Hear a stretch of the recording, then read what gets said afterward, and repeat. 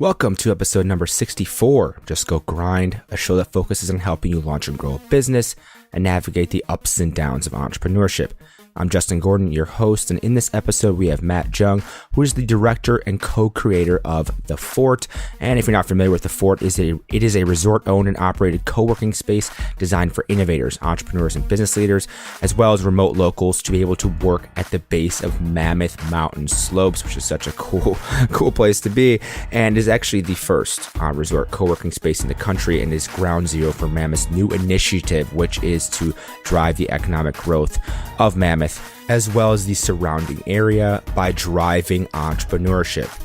Prior to The Fort, Matt was the founder and CEO of Wellen, which was acquired by Huckberry, and Wellen is a premium lifestyle brand. Originally started as selling surfboards and more of a surf-focused company, but then it grew from there. And actually, Matt was involved in a worldwide licensing deal with the global retailing powerhouse Uniqlo, and really grew Wellen into an internationally recognized brand.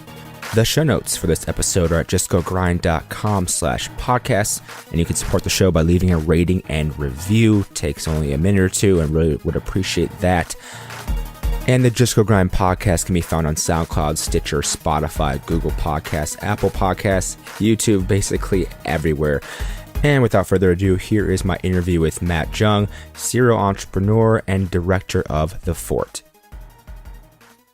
Matt, welcome to the show. Thanks for having me. I'm excited.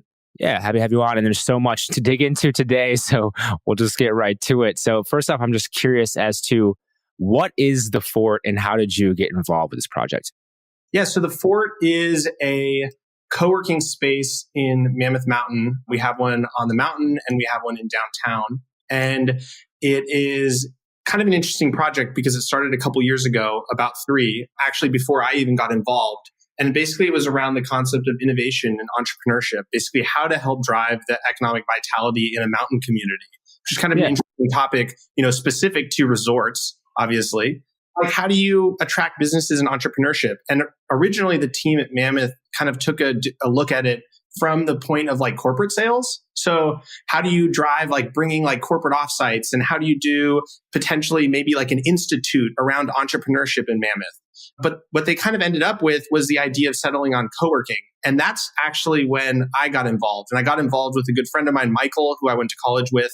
And he had worked at Mammoth in the past and he really understood the culture of the mountain from being there. And I brought a bunch of entrepreneurial experience to the table and starting things. And so that's kind of like how we got involved. But it really just started as this kind of nebulous idea around co-working. And so the question that we kind of posed with the mountain, and they really posed, was, do ski resorts have a responsibility to promote local initiatives that spur economic growth, diversification, and development beyond their standard resort operations? Which is like a total like mission statement, corporate byline, Right.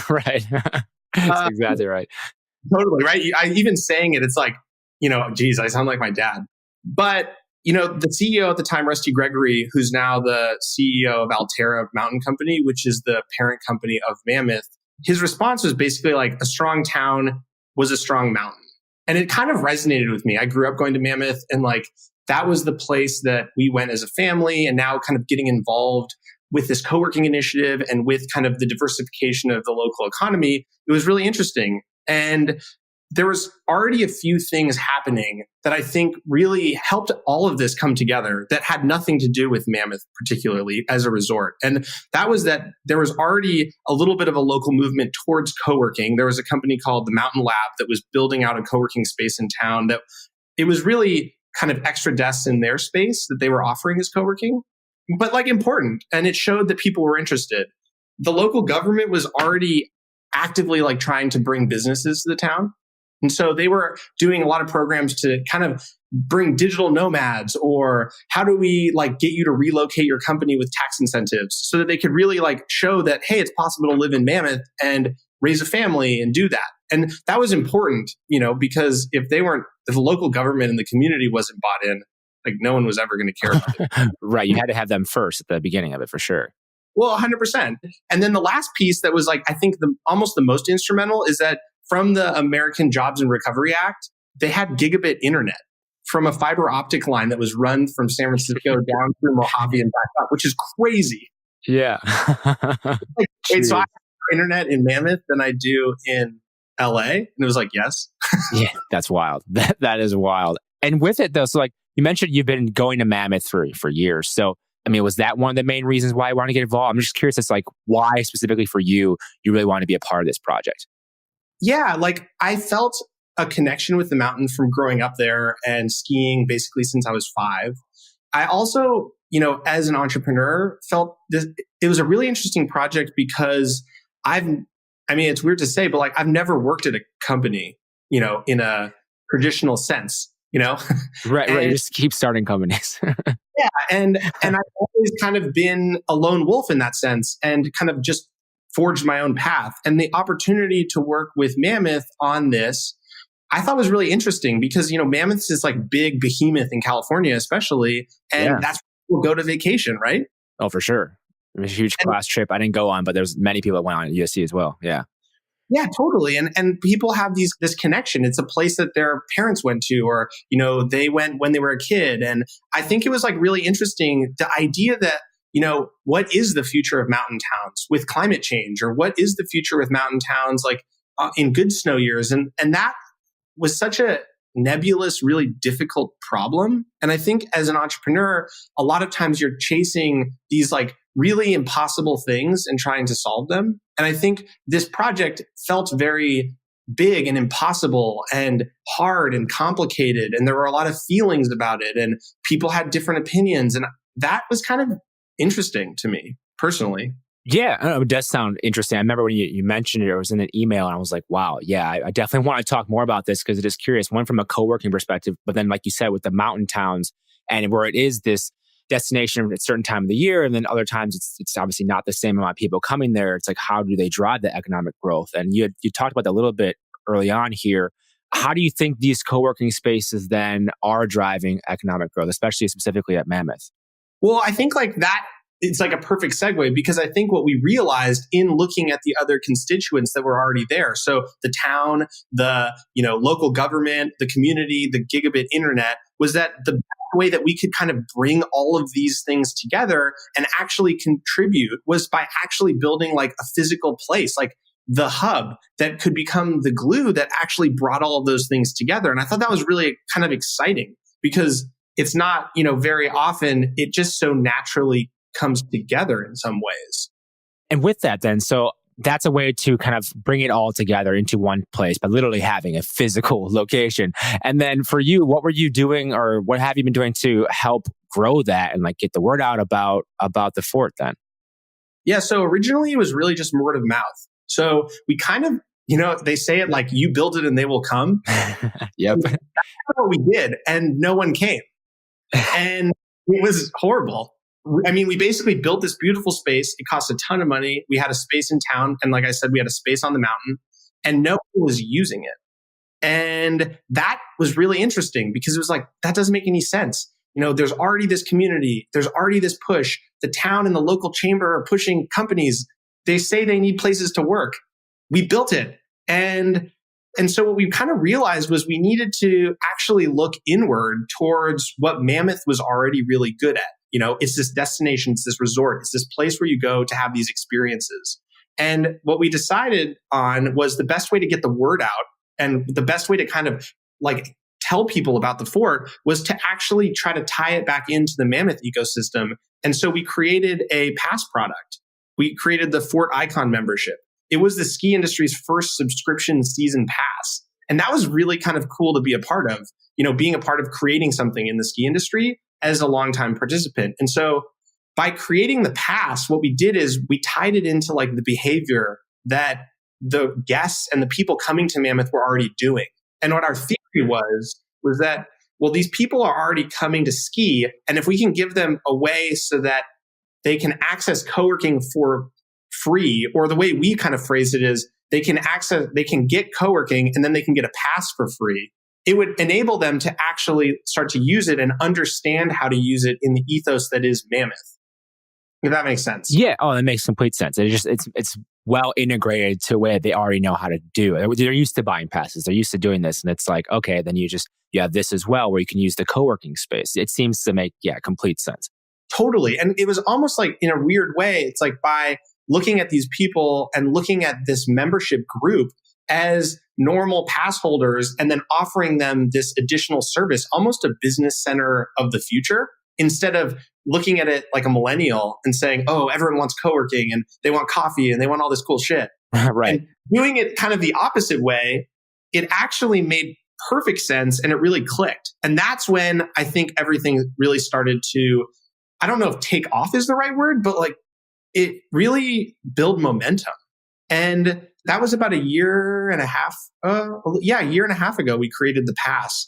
And it's built every month. It's increased our usage every month. And it's really been great because friends are now telling their friends about the pass and getting them in the ecosystem and saying, hey, I can come work in Mammoth and I'm going to spend a couple extra days. And so that was really interesting. Yeah, and that's exactly what I was wondering about next. Like, how much does this influence, having the pass, and you said it's been growing, which is great. How much does that influence people either doing more trips to Mammoth, or there being longer stays? Like, I don't know how much you know about the numbers with that, or like, I'm curious as to that part of it too.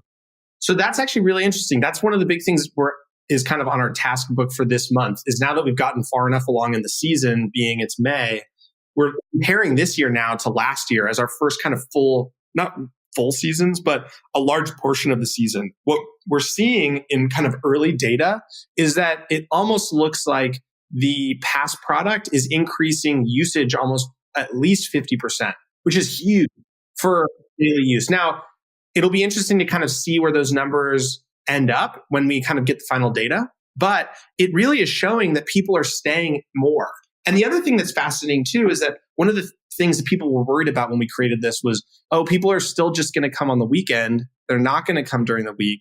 And it's really not going to change anyone's behavior. And what we're finding is that almost 75% of our usage is Monday through Friday, and it drops significantly once the weekend hits. And it's really showing that people are either coming up early, they're staying longer, or they're just coming up in the middle of the week to work for a day or two, half days, ski half days, which is kind of amazing. That's incredible. Yeah, I mean, it seems like it's something that could be used. I mean, obviously any mountain in theory, and Mammoth is, like you said, so popular and so such an iconic place. What else? I mean, with the co-working space, then obviously you have a physical space where you have people brought together there. I've seen some things on like events in Mammoth. Like, how much does that play a part into that as well? Yeah, so that was kind of the next phase, is that we realized that we had this great space, we've created this great product, they can kind of interact with it. But now what we need to really do is build out more of the community in the sense of like the events. Like, how can we basically leverage these things to create entrepreneurial meetups, which is something that we did. We created a speaker series where people came and spoke, people from Tesla, people in the local community. We let the Chamber of Commerce use the fort for events to kind of engage the community even more. And it's really been important for us as we think of the longevity of the program beyond me, because I'm here forever. Eventually, it has to grow beyond that. And the idea that building a community is ridiculously difficult. I mean, no one that has ever tried to do it would ever say that it's easy. I wouldn't even say that we've really figured it out perfectly at all. But what you really need to do is you need the community to start to kind of like take the torch and run on their own and continue to build the community on their own without you. And so one of the things that we've really done is tried to help kind of from a community standpoint and an event standpoint, push that forward. So how can we find local stakeholders, people in the community who want to take on doing the meetup or doing the happy hour and can take that and run with it. And it's not a resort thing at all, but it's super integral. And then on the flip side, what we can do as the resort, which we're really good at, is start to create events and programming with companies, with groups. Like there's a really great event that Silicon Valley Bank does where they bring up a bunch of executives and they ski for 3 days and they fly everybody up chartered, and it's amazing and really cool deals happen and interesting people meet each other. And Mammoth, that's not our event, that's their event. But through this program, we've approached corporate sales in a little bit of a different way to create and curate really interesting experiences for CEOs and for business leaders so that we can have these interesting discussions. Like we have a great event called the Summit that comes that brings VCs from Europe and then VCs and entrepreneurs from California together. And it's, 30 people and they're skiing and they're talking and they're speakers. And it's really interesting to kind of see that stuff start to build. And once again, it's not our event, it's their event and they've created it and they have their community, but we become this really interesting conduit. Right. And with that then, with other partnerships, I'm curious with your time spent with the Fort, how much of it is, partnerships versus how much of it is, I don't know, the community thing? How are you spending your time in terms of working on this project? Honestly, it changes a lot. It depends. Like right now, so it's May, the season's kind of slowing down. We're thinking about 2020. We're thinking about next year. So a lot of it is data analysis, we're doing NPS surveys right now for the first time to see what people think. We're looking at our corporate sales strategy to figure out what is the future. In April and May, we're doing a lot of pass sales. That's when people buy their ski passes. And so I would say it's very fluid and which is I like, but it's bouncing around. It's going from corporate stuff to doing community stuff to putting out a fire because something weird happened that no one ever thought could, or doing customer service and helping kind of navigate that, which is really interesting. It's been cool. Yeah. And you mentioned obviously growing the community and anyone growing community. It's difficult. It can be challenging. I'm curious as to what other things have been the most challenging with growing the Fort so far. Originally, one of the things that was really challenging that I didn't expect, but now looking back, makes a lot of sense. And I think it was just that I had never worked in a corporate environment, was that really building bridges internally at Mammoth it wasn't hard once we started doing it, but it needed to be done because people just didn't understand what the Fort was. I mean, you're talking about an organization that's been around for a long time that is rooted in actual operations. I mean, they move, they're doing snowcat, like they're doing ski patrol, they're doing avalanche control, there's ski school. I mean, everything involved for the most part is physical, like you see it. And so we kind of describe it as, if you don't see someone moving snow from one pile in the parking lot to another pile in the parking lot, you kind of don't understand what they're doing.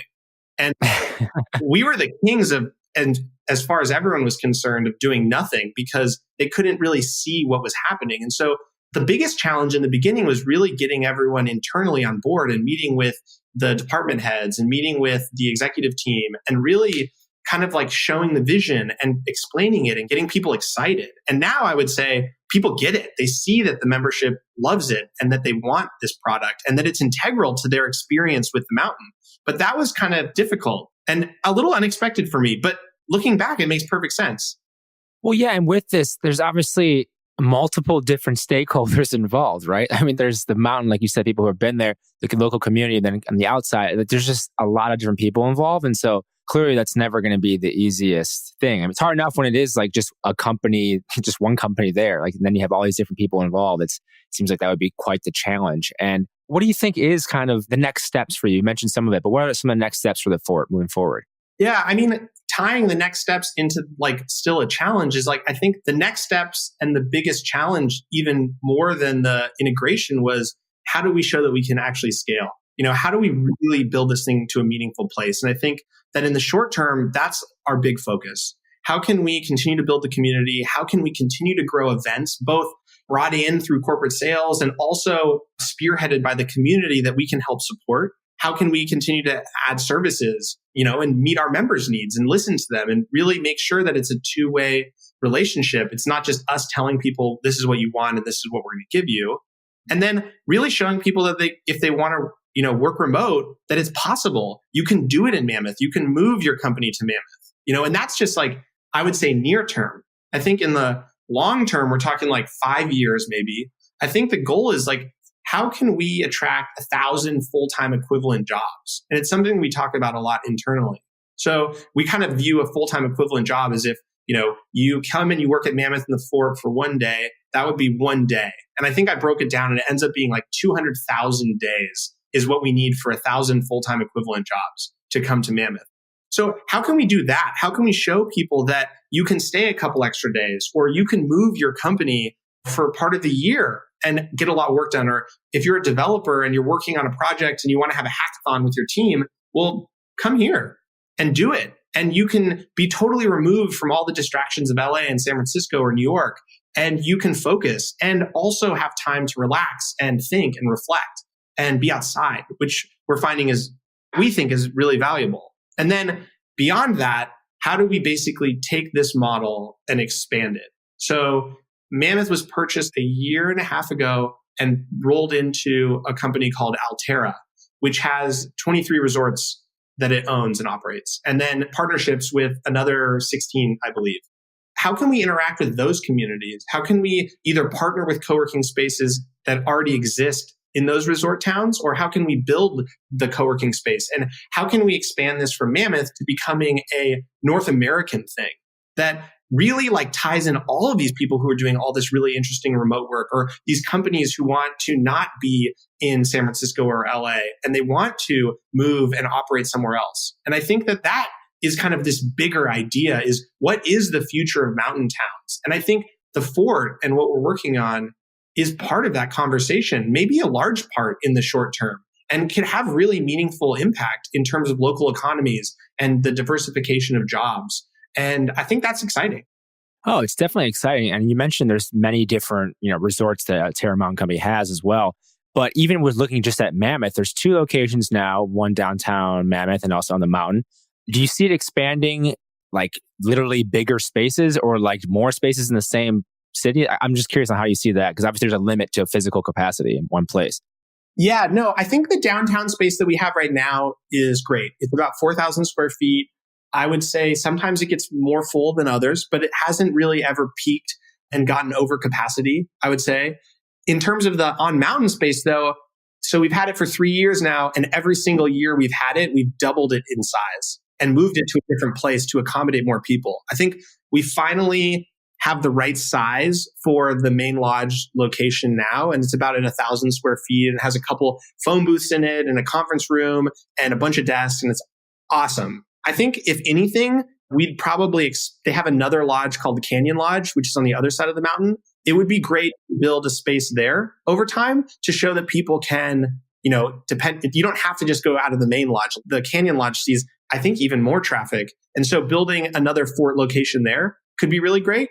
I think the big thing, though, that we have to really prove to Mammoth as a company is, should they put money towards building more locations or expanding locations? Because at the end of the day, there are a ton of different departments from, operations to lift maintenance that are all looking for money. There's a ton of different ways that they can use their capital expenditures. And is the Fort the best one? And I think that they took a huge risk putting money that could have gone towards other projects that needed it in something that really they didn't know what was going to happen. And I think we've shown that it was worth it, but I think we have another hurdle in terms of building the community, building the member base until we really can push further. Yeah. And I wonder, with that, I always kind of gear towards the combination of online and offline. So obviously you have these events and things that will take place at the Fort. But, does someone connect offline and say, yeah, we're going to meet up, in here, or connecting online, I should say, and saying, we're going to meet up at the Fort and we're going to have a weekend at Mammoth. I wonder what kind of connections there as well in terms of building community there would be. Who knows? Yeah, I don't know. One of the things that we're exploring right now is whether or not we want to build a Slack community of Fort members that can communicate with each other, get tips, get restaurant advice, and ski together, and if that would be valuable. I don't know that people need another Slack channel that they want to be able to. But I think your kind of thought is along those same lines, is what else can we do? And I think my approach generally is less is more. I think we're all inundated with way too much tech. We're inundated with way too many options, and giving people another option that isn't amazing isn't really the best idea, but there is some way to do it. And I don't know that we've really figured that out yet, but it's definitely something we're thinking about. How can we help facilitate these members building connections? Oh, yeah. Like you said, less is more potentially with as many different distractions there are here. But even, simple things like Facebook groups, you'd be amazed. Even I'm in podcasting Facebook groups, it's like, oh, wow, this is actually really useful, even though I didn't think I would use it. And now here I am checking it all the time. So you never know, I guess. And with all this stuff you're working on, obviously with the fort, there's clearly a reason why you're qualified to help with the fort, and it's your background in multiple different companies. So I wanted to get into that as well. And with that, did you always know you'd be an entrepreneur? Honestly, no. But if you asked my mom, she would say yes. Why do you say And that? her example would be that when I was a little kid, I would sit on the corner and I found all the shiny rocks and I would try to sell them on the corner while other kids were selling lemonade. That's priceless. So yeah, I think I always wanted to kind of beat to my own drum. I didn't necessarily know until I was more really in college, but now looking back in high school was already starting to take more of an entrepreneurial journey. And that is always kind of what interested me, is really being able to like have control of my time, have control of the people that I work with, create things, build projects. I always find that really fascinating.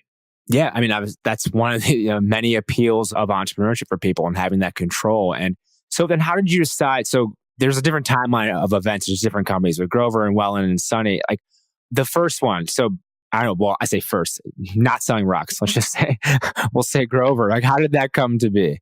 Well, the first was actually Wellen. It was Wellen. Okay. So I made surfboards in my parents' garage when I was in high school. And me and the kids, they're all old now. Me and the guys I grew up with, we surfed them. And it wasn't anything formal. We weren't selling them to make money. It was kind of just a fun thing. And when I went to college, I kept doing that. And it really was organic. You know, I was making surfboards, and then all of a sudden I met a shaper and hired him to make the surfboards because I realized, oh man, I'm not that good at making surfboards, but I really like this and I like the business aspect of it. And this is kind of interesting. And once I hired him to make a couple boards on kind of a contract basis, I then kind of put some attention into apparel. And it really, not to sound like a little idiot, but it kind of came because, well, that's what surf companies do. They make apparel. It wasn't, I was like this apparel dude that, you know, was into fashion and went to design school or anything like that. It really just was, well, we're a surf company, I think. So what's the next logical thing? Well, we'll make printed t-shirts. Yeah. What's the next logical thing? Naturally, you're going to go to apparel because that's something else you can sell. It's like, yeah, let's do that. Totally. And it was kind of an interesting moment too, you know, in terms of the industry. I mean, I don't know if you remember, but like it was dominated by basically like Quicksilver, Billabong, Hurley. All the brands felt and looked the same, big logos, long board shorts, kind of gross. And there was this like opportunity to do really cool, artistic, you know, interesting tees. And that's kind of what I did.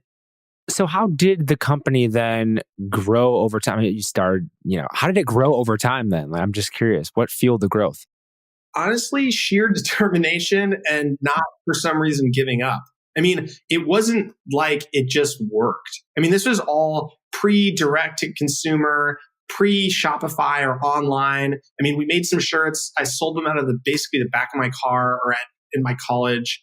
And people kind of bought them because I think they felt bad for me probably. I mean, it wasn't like they were that great. If you look back, there was nothing that innovative about it. And then it just like, all right, well, now let's make some shirts that are a little bit better and make better designs. And I think that drive to keep pushing and not give up and continually evolve and get better pushed into us getting into a local surf shop, and then pushed us into getting to a local skate shop, which then led to a larger surf shop and a larger skate shop, and led to an account that was online called swell.com, which was one of the larger, well, I think at the time, probably the largest online surf retailer. And they bought all of our shirts.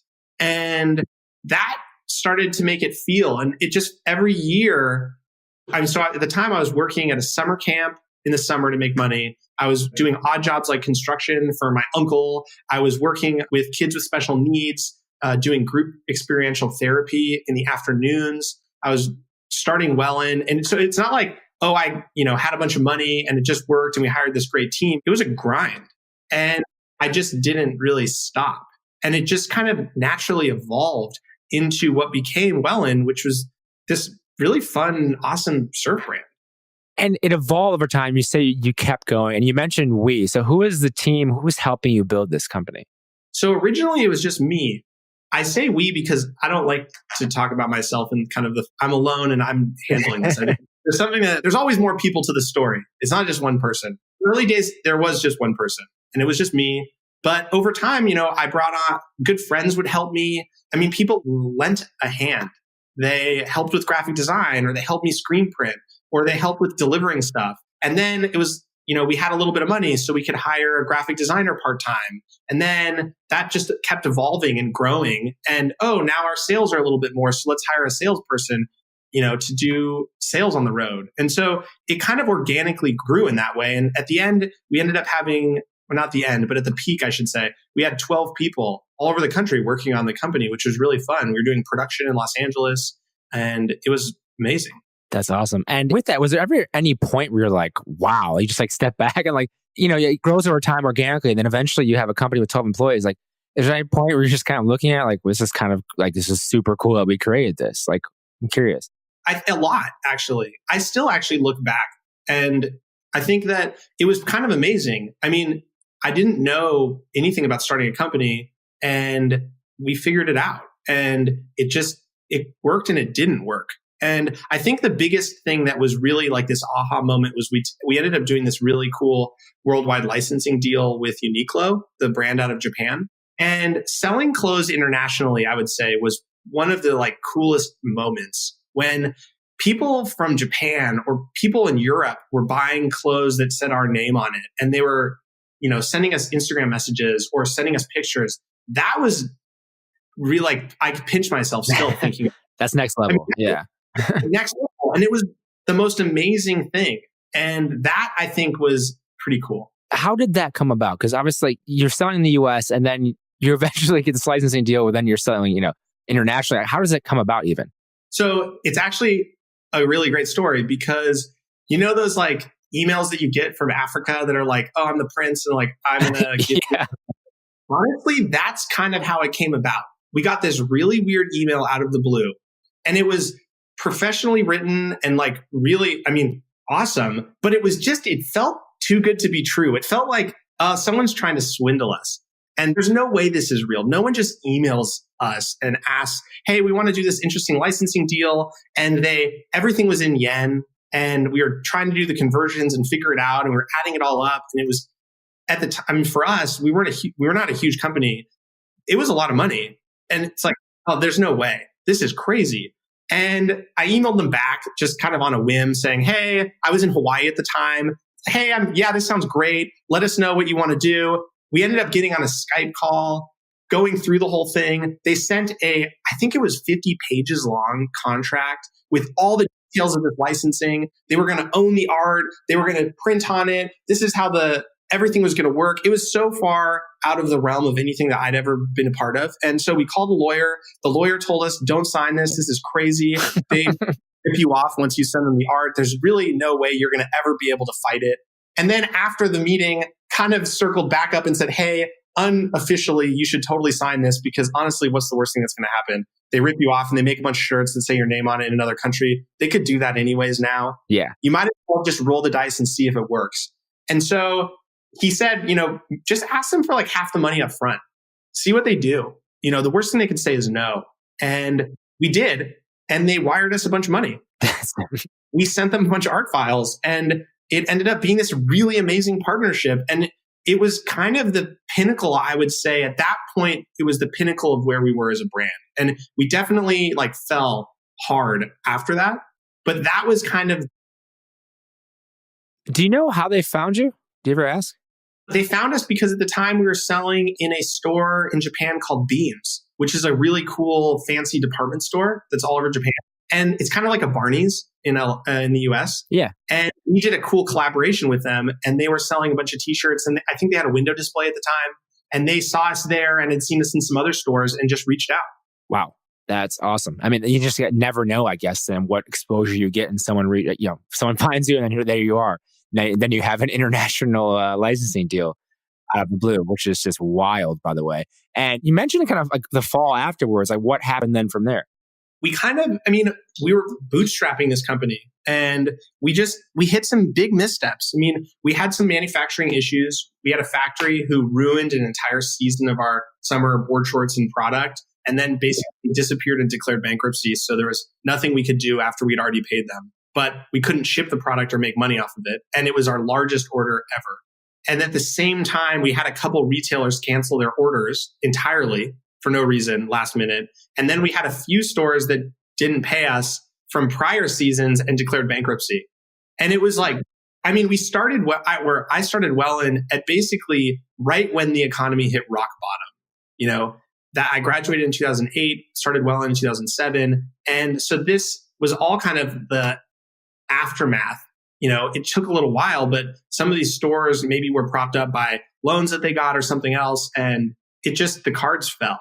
And there was really no way to do it. I had to basically let go of the entire team, which was honestly the hardest thing I've ever done. And it was just me and my COO, Bubba, who stayed on and helped me kind of build a new plan.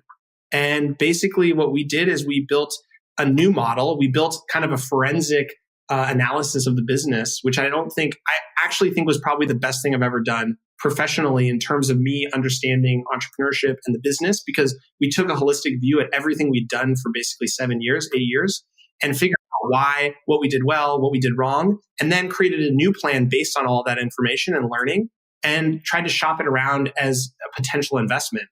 And at the same time, relaunched the brand as a pretty much exclusive direct-to-consumer brand on our own site. And we're slowly growing, and it was kind of working, but not really enough like we were, and ended up basically selling the IP and the brand in lieu of finding an investor to keep going, and really decided to kind of close the chapter. That is a lot to go through. I mean, wow. To have to fire employees and everything with that. And you mentioned coming up with then the plan, stepping back. How long of a process was that to kind of evaluate and look at where the company was at and figure out what the next steps were? We spent months. Months. It was amazing. It was honestly, I look back at it as probably one of the most fun things that I've ever done, in the sense that there were no distractions. It was perfectly clear what we had to do. We had all the information in front of us, and it was just going to take time. And I had such a blast working with Bubba on it, because we really just got to dive in. It's like totally, while it was probably the worst moment professionally of my life, I really look back on that particular exercise as being, I think, one of the defining moments in terms of, as an entrepreneur, it's not easy to quit, but it's a lot easier to quit than it is to have to spend 3 months creating a 50-page document that describes why you failed. And I think that it's important sometimes to kind of like look inward. And I was so young when I started Wellen, I didn't know so much. And I think it was important to reflect on that. Yeah. And knowing that, and then you're eventually acquired by Huckberry. And I'm curious as to then going into Sunny, just to make sure I'm saying Sunny is the way to say it, right? Sun. How did you decide to start that? I didn't decide to start that. I was approached by a good friend of mine who we started it together. And he really had the idea. And I, at the time, had been working on, honestly, the Mammoth project and a couple other little things, consulting wise, and having a good time, but definitely had the entrepreneurial itch still. And I don't think that will ever go away, it turns out. It's lifelong, yeah. It's brutal. But he kind of approached me with this idea around like men's skincare, and, the idea that there was no really good option for men, and these companies were filled with marketing jargon and bad ingredients, and it was kind of confusing. And there was this like opportunity to maybe create something that was simple, that was easy for people to understand. And that's kind of how it started, really, from him pushing me on the idea, asking me for advice as an entrepreneur of what he should do. And then me kind of getting involved and helping start to build it out. And, we approached it in an entirely different way. I mean, obviously I had a ton more experience, which was helpful, but I wouldn't say we figured it out either. I mean, we worked on it. So kind of where it's at right now is it's kind of in this like in-between phase, this kind of beta phase, because what we really wanted to do was we wanted to raise money through venture capital. We wanted to not bootstrap it like I did, Wellen. We wanted to try to scale faster, try to build a really solid team, because I think it's really hard as an entrepreneur, at least for me, to go from having a team to work on things with to then going back to being alone and trying to be everything. I don't know that I could do that again. And I know that I do sometimes, but I know that I work much more optimally when I can work with other really smart people that I can push, that it can push me, that we can build something together. And so we really wanted to build Sun, to be bigger, to be faster, to be, a company earlier than Wellen was. I mean, at Wellen, I had the luxury of being 19 and, I didn't have to figure it out. I could, sleep in my parents' house. Exactly. And that's a total luxury that I don't think my wife would be as excited about. A little bit different scenario then. 100%. And so I think, basically what we did is we worked on the idea for about a year and a half, and we did all that. We ended up getting into, we got some angel investment, which really propelled us exponentially further. And then we started to gear up to doing like a pre-seed round with some VCs. We ended up getting into Science, the incubator in Santa Monica, starting to really explore that. And it ended up that it just didn't really work, actually. So I've actually been going through kind of my second, I wouldn't say failed is the right word, but it didn't really work. And it didn't work for a variety of reasons, but we really never made it out of that beta phase because we never hit some key metrics that we really wanted to show that the product was going to be exceptionally viable. But it was a total different learning experience going through that. And so, yeah, it was interesting. And so, with that, then going through that type of experience, how do you analyze that? How do you look at that? How do you evaluate what it was, what you can learn from it? Because, people are going to, any entrepreneur is going to fail eventually. It's just a matter of time. But how do you then evaluate that situation? A lot of therapy. There you go. I mean, that's true. So yeah. That was, but a lot of therapy, realizing that it's okay to fail. I mean, it's hard because so many entrepreneurs and so many people never talk about all the failures that they have or all the struggles they have emotionally or just, the depression that comes sometimes. And, the highs are great. I mean, there's nothing better than succeeding, and everything's easy when it works, but it's really difficult when it doesn't work. And it's really lonely too, because it's hard to relate to people that haven't necessarily experienced what it's like to fire an entire team and sell your company or close your company or, get rejected by people like VCs and tell you your idea is the worst thing I've ever heard. I mean, it's brutal sometimes, but I think that I think compartmentalizing a little bit and understanding that it's part of the journey and it's not always going to work out, and that's okay. And it's not necessarily a race, I think is really important. Yeah, I was just going to say that everyone has their own stuff they're going through, their own way of dealing with it. And one thing that at USC, actually, we had an event that basically we had all these different founders come in and talk about their failures, because that's not something that people typically talk about. And just the feedback from it was amazing, because they're like, yeah, you never really had this chance to talk about that because you're this entrepreneur who's starting this business and doing all these things. And you can't really show oh yeah, here's my worst moment.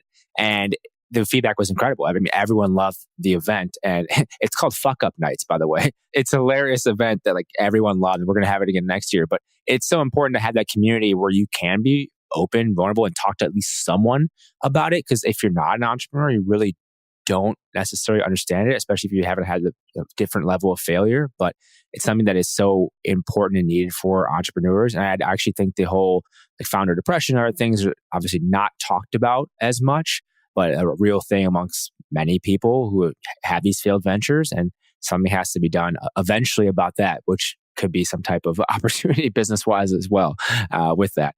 And with your experience in entrepreneurship and having, started Wellen and Sun and other things, what do you now look for in an idea for a business? If someone wants to start a business, what are you looking for? Yeah, that's an interesting question, because I'm in that mode right now. I mean, I'm doing the stuff with the Ford and Mammoth, but currently exploring, looking for that next thing. I think in the past, I was so excited and young and naive that I wanted to just jump into anything that sounded good, that had legs, and I was ready to dive in head first. And I think that's okay sometimes, but I think the way I'm approaching it now is a little bit more reserved and diving in a little bit more. And I'm not afraid to give away my time for something that I think could turn into something later. And I think often a lot of people don't do that enough. And so I'm happy to explore what could be an interesting business with no strings attached, with potentially a co-founder or potentially an early team, to see if I would be, one, a good fit for their team, two, if I even like the idea and if it has legs. But I think that the ideas that I'm looking for that I really want to be a part of are big ideas. I really think that I've had a lot of fun building, the companies that I have and being involved in the projects that I have, but I have this like desire, and maybe it'll happen, maybe it won't, but to really be involved in a bigger company, a company that has more employees, that we can really focus on building company culture, that we can, impact a lot of people with either the product or the service that maybe can change an industry. It doesn't have to be giant in terms of like some billion-dollar thing, but just something that actually can have a meaningful impact, that, I can work with a good group of people, a large group of people that I can be a part of. And I don't know what that is. And I'm actually really struggling with that though, because that, it's hard. I like kind of floating in this realm of uncertainty. Well, right, because you have all this energy and passion that you can use, right? And you have skills that you can use, but you don't know what to use it for. That is a frustrating place to be in.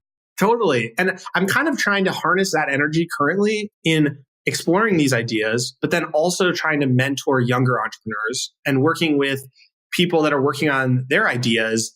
And I can help just be an advisor to, and kind of help them navigate, maybe not make some of the same mistakes that I made, help them with connections. And I think that's been really fun and meaningful, kind of like the studio model or the venture studio model or an incubator model, but really informally for nothing, basically just getting involved and trying to kind of keep my brain working so that I don't lose it, in the sense that I don't lose any of that athleticism, the entrepreneurial athleticism. Yeah, that's funny you mentioned that. There's another guy I had in the podcast, Justin Rezvani.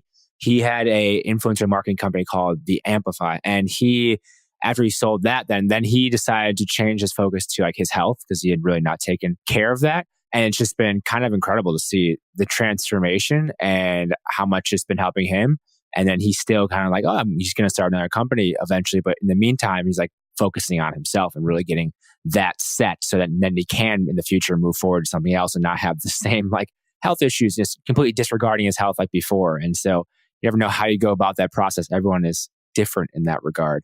And one of the things though, with your entrepreneur experience as well, I'm curious what type of resources, whether it be books or podcasts or conferences or mentors or blogs or anything that's been helpful for you along the way. When Wellen was at its peak of demise, and I was trying to decide if I wanted to sell it or if we were going to raise money, and it seemed just so bleak, a couple entrepreneurs and friends that I had in downtown LA, we created this Wednesday night dinner. It was kind of formal actually looking back, but informal is how it felt at the time. And all we did, we met up at 6 p.m. every single Wednesday, sometimes for an hour, sometimes for 3 hours, sometimes for 5 hours. And we had dinner, we drank some wine, not like it wasn't like a binge drinking situation. It was like, we had a glass or two. And we talk about the things that we wanted to work on. We talk about what our ideas were. We called it the brain trust. We still call it the brain trust. And, I would say changed a lot about the way that I viewed myself and my value. Because at 19, you start a company and you then sell your company and close it.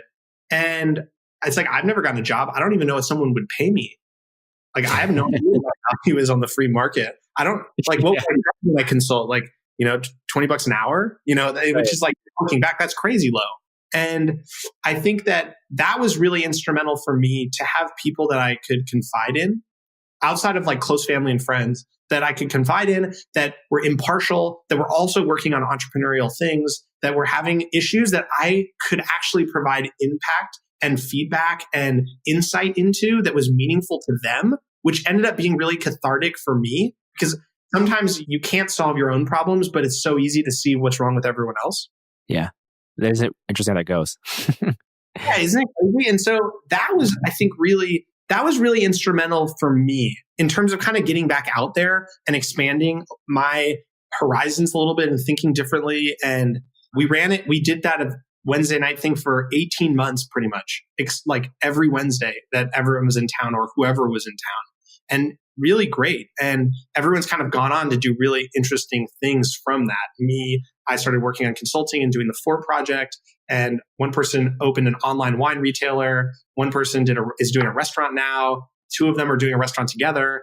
And then another person started doing massive It was really cool to see where people kind of came and went and how that really helped that group of support and feedback.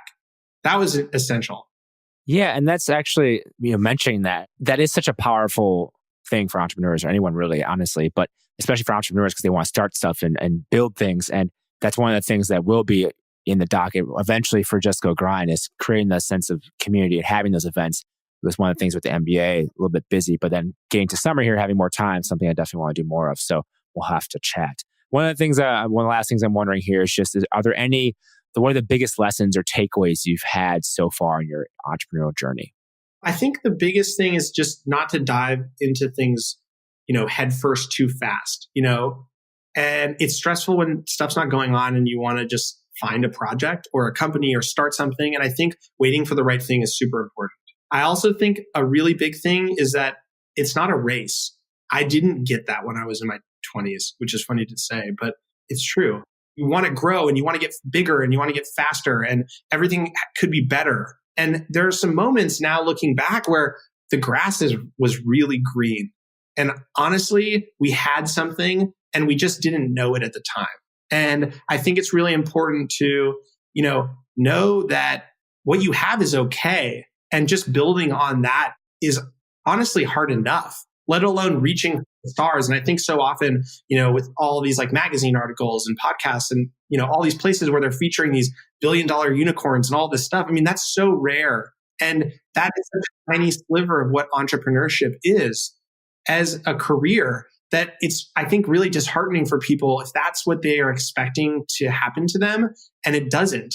And that is like 1% of 1/4%, or maybe even less. I wouldn't even know the stat.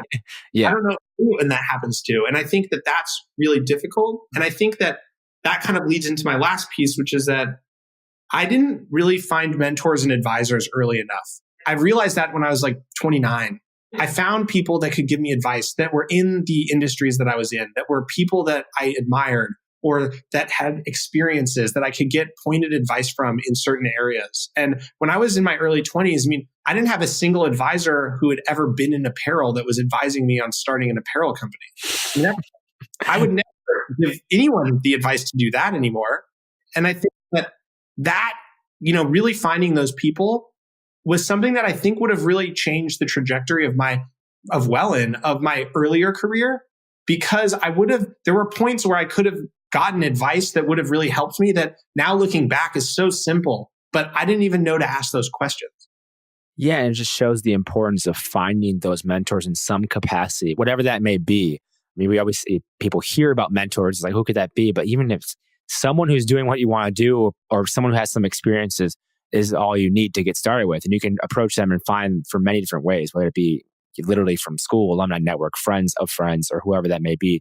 There are people out there, and like yourself, people out there who are often willing to spend some time with younger entrepreneurs or younger people who want to start things. They want to kind of give back. And so those people are definitely out there. So it's just a matter of pursuing them and seeing then, who you can kind of link up with. And, where can people go then to learn more about you and what you're doing and everything you're up to? Yeah, it's an interesting question. I don't really keep a huge online presence, and that's intentional because I don't have a lot of time. I'd rather be focusing on, in real life relationships and all, that stuff, that we One of those. But I would say I'm trying to get more involved in Twitter. And by trying, I'm pretty much just lurking and like following really interesting like business people and conversations, but occasionally like joining them. That's probably the place that I would post anything new I'm working on, or someone could like DM me and, if they wanted to talk. Yeah. And I'll definitely link that up as well in the show notes, justgogrind.com/podcast. So make sure you have that. And we'll also link up the Fort as well so people can check that out. And Matt, thank you so much for the time today, man. Really enjoyed it. Oh, this was awesome. Thank you so much for having me. This is really fun. Thank you so much for listening to this episode of Just Go Grind. As always, the show notes are over at justgogrind.com/podcast. And you can support the show over at patreon.com/justgogrind. And please leave a rating and review over on iTunes. It does help more people find the show. Hope you enjoyed this episode. Have a great day.